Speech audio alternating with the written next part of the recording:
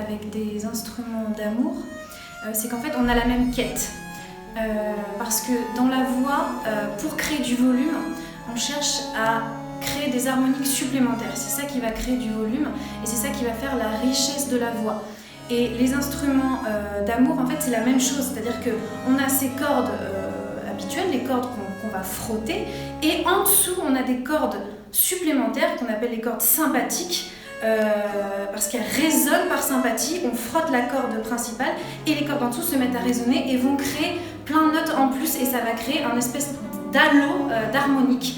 Donc finalement, c'est ça qui est très agréable en fait, c'est qu'on a la même recherche sonore avec ces instruments et avec la voix.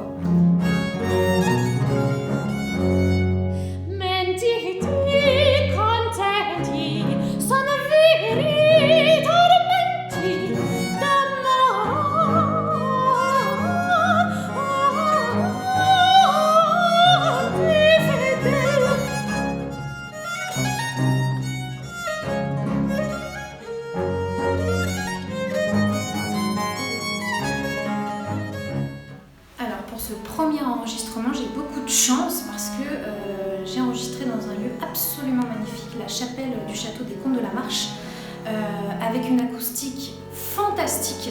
Ça ne résonne pas trop, ça résonne juste ce qu'il faut pour mettre en valeur justement toutes ces harmoniques que développent les instruments d'amour. Pour la voix, c'est un vrai bonheur. Et j'ai appris que c'était aussi une première dans ce lieu qui est un enregistrement. Donc du coup, ça fait 2 premières ensemble.